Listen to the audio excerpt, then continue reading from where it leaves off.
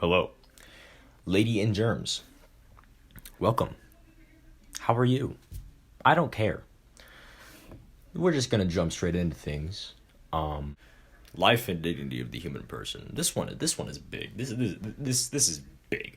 So, all human life is sacred, and nothing can take away the dignity that comes with human life. So, and this theme, it's the basis for the church's opposition to abortion, euthanasia, yeah, all that jazz. And basically, it means we gotta help each other live our lives to the fullest. And in my mind, life and dignity of the human person, that's the most important one. So to represent that, I have a bass guitar here. If you know anything about bass, it's kind of the most important part of any musical thing. We have to help each other, keep going. The bass helps the song keep going. It's a wonderful comparison, really. If you don't think so. Moving on. A call to family, community, and participation. This one is also pretty big. We're social beings by nature. I like talking to people. You like talking to people. We all like talking to each other. It's awesome. The family is like a training ground for us because our family is like our little tight-knit circle, and the interactions with our family kind of prepares us for interactions in society. The basic needs they need to be available to all regardless of who they are, who they are, where they are in life, all that. So for this, I thought, what better community than the prep community? Am I right, fellas? So I have a little picture from freshman retreat. This is my crew. Kind of hard to see, but we got my boy Evanston Kirchhoffer. He's pretty cool. Big Luke Heck, yes sir, he's my man. Josh Carney, and then there's Ron and Ryan. I don't remember their last names, but their names both start with R, so it's kind of convenient. I thought that was a pretty good representation because, prep, we're supposed to support each other. We're supposed to love each other. Yeah. It's a beautiful thing, the prep community, when you really get down to it. Responsibilities and rights. This one's great. Basically, God created everyone with equal dignity and value. I already said that about the life and dignity or whatever. I don't care. But every person has the right to things that are necessary. So, like that oxygen, lungs, all that. Heart. So I thought, what better thing? Because this is what I believe everyone needs a right to. Mug. Me, I love mug. It's mug. Everyone needs mug, I'd be drinking mug right now, but I drank all of it. So, yeah, mug, Mug is like the warm embrace of a mother. Mug. Preferential option for the poor. Scripture and social teaching, Jesus taught us, big thing he wanted us to do. That he wanted us to care for the poor. You seen it with the blind man who was a beggar. He cured that dude.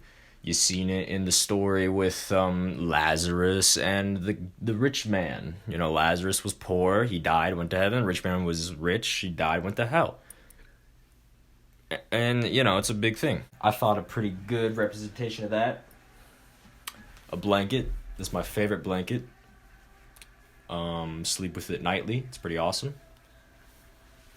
It's a good representation because, a lot of times when you think of like, oh, what do poor people need? They need warmth. They need food.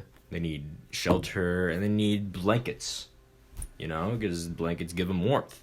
And maybe shelter if they have enough. I don't know. Anyways, dignity of work and the rights of workers. This one's fun. So the value of work is determined by the person doing the work, not by the work being done. That's pretty cool. So, you know, you gotta ask questions when you're doing the work. Does it promote dignity of a human person? Does it share in the overall work of God's creation? You know, does it spread positivity, all that?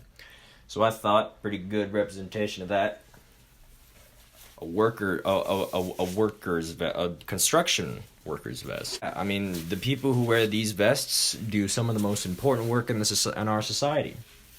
So yeah, whether that be construction, community service, even though it's not technically work, it's community service, but you know what I mean. It's just important. Solidarity. Oh, I love me some solidarity. Anyways, it's the union of one's minds and hearts with all people, because God made all of us in his image and likeness. So we're all kind of connected in that way through God. We're all supposed to work for the common good. That's pretty rad. We're interconnected, so we must live in ways that don't deprive others of things that they need, like mug, you know? Don't buy too much mug so other people can't get mug, you know? I thought this one's a little creative.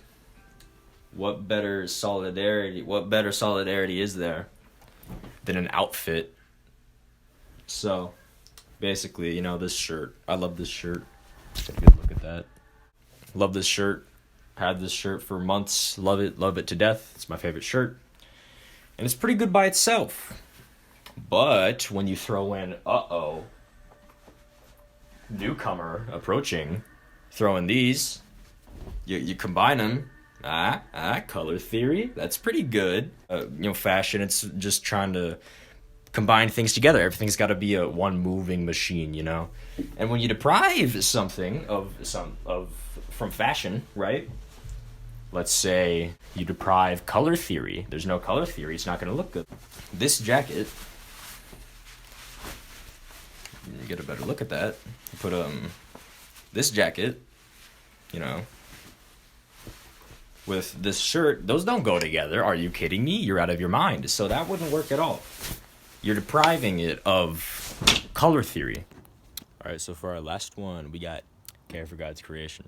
And I figured what better way to, demonstrate care for God's creation than through nature. Yes, sir. It's kind of dead outside right now, so it's not really the prettiest nature out there, but it's nature nonetheless. I'm in my backyard, by the way. Yeah, cares for God's creation. Basically, essentially, equivocally, we have to cultivate the land, make sure everything's working nice, everything looks nice, and we have a human responsibility to care. Essentially, we can't be littering. We can't just leave stuff around. We have to pick up after ourselves. We can't desecrate the land, you know. So it's